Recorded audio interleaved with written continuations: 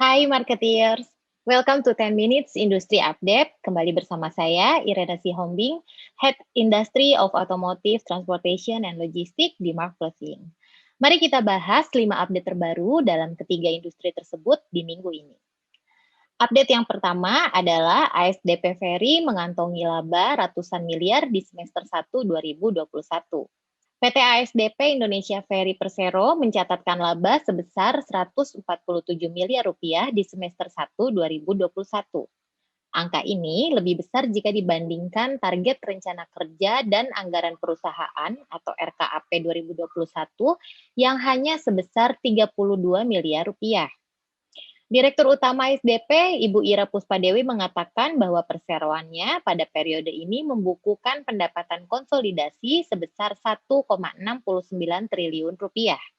Angka tersebut mencapai 91% dari target RKAP 2021 yaitu sebesar 1,86 triliun rupiah dan naik sekitar 18,4% dari realisasi semester 1 2020 sebesar 1,43 triliun rupiah.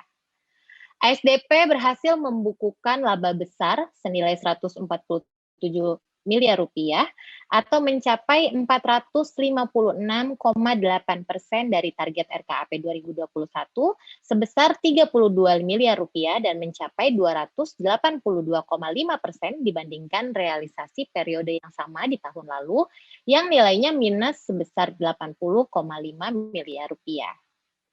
Pada semester 1 2021 ini, ASDP melayani 1,83 juta penumpang. Jumlah itu 66% dari target RKAP 2021, yaitu sebesar 2,75 juta penumpang, atau turun sekitar 9% dari realisasi periode sama di tahun 2020 sebanyak 2 juta penumpang. Update kedua, layanan bengkel mobile Isuzu melonjak hingga 42%.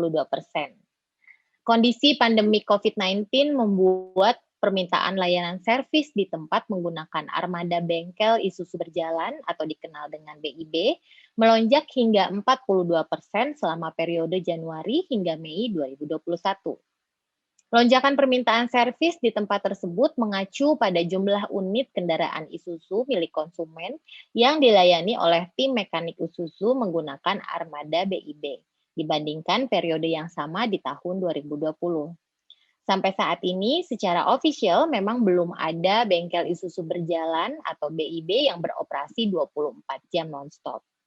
Namun secara aktualnya, banyak sekali armada BIB yang beroperasi di luar waktu kerja normal untuk memberikan support customer di waktu-waktu genting, terutama di malam hari atas request dari customer. Layanan BIB ini dinilai efisien sekali karena customer tidak perlu datang ke bengkel dan dapat menghemat waktu customer. Khusus untuk unit-unit Common Rail, Isuzu menyediakan layanan health report yang dapat memberikan dengan cepat informasi mengenai kerusakan yang terjadi di unit dan gambaran perilaku berkendaraan agar customer bisa melakukan pencegahan dan tidak terjadi masalah yang lebih besar di kemudian hari, serta berkendara dengan cara yang lebih efisien. Update ketiga, Kementerian Perdagangan menggandeng Astra Internasional mengembangkan ekspor desa. Kementerian Perdagangan dan Astra Internasional sepakat untuk bekerja sama meningkatkan kapasitas desa dalam ekspor. Setidaknya, 100 desa ditargetkan dapat mengamankan pemesanan berulang dalam kurun waktu 2 tahun kerjasama ini. Kerjasama ini bertujuan untuk meningkatkan kapasitas ekspor sekitar 755 desa dalam program Desa Sejahtera Astra agar dapat berdaya saing dan mampu berkompetisi di pasar global. Kedua pihak sepakat untuk menciptakan minimal 100 desa yang mampu ekspor secara mandiri dan mendapatkan pembelian ulang dalam kurun waktu kerja selama 2 tahun. Kemendak mengapresiasi upaya yang telah dilakukan Astra Internasional dalam mengembangkan klaster-klaster produk unggulan desa. Melalui kerjasama ini, Kemendak juga berkomitmen untuk dapat memberikan pendampingan dan fasilitas guna mendukung lahirnya eksportir-eksportir baru yang mampu melakukan ekspor secara kontinu.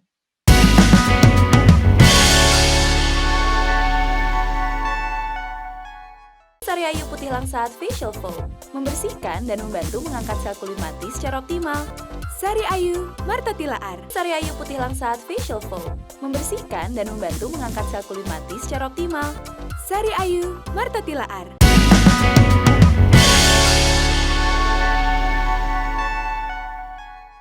Update keempat. Mitsubishi Indonesia menyumbang penjualan terbesar di global. Mitsubishi di Indonesia tercatat menjadi penyumbang penjualan terbesar di dunia. Pada kuartal pertama tahun fiskal 2021, yaitu April hingga Juni 2021, PT Mitsubishi Motors Kramayuda Sales Indonesia atau yang biasa kita kenal dengan MMKSI, menyumbang penjualan sebanyak 26.397 unit. Angka tersebut sekaligus mencatatkan penjualan mobil Mitsubishi Motors di Indonesia sebagai penyumbang terbesar penjualan Mitsubishi Motors Corporation secara global. Mitsubishi Indonesia menyumbang penjualan sebesar 11,5% dari total penjualan MMC secara global. Penjualan mobil Mitsubishi Motors di Indonesia didominasi oleh model Expander, termasuk juga di dalamnya Expander Cross sebesar 49%, disusul oleh Pajero Sport sebesar 20%, dan juga L300 sebesar 23%. Persentase penjualan lainnya dikontribusikan model Triton, Eclipse Cross, dan juga Outlander PHEV. Penjualan Mitsubishi Expander, termasuk Expander Cross, di Indonesia menempati posisi pertama secara global untuk model tersebut.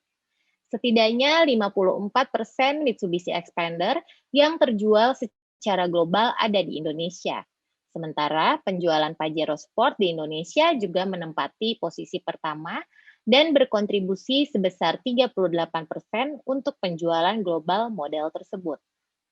Update kelima.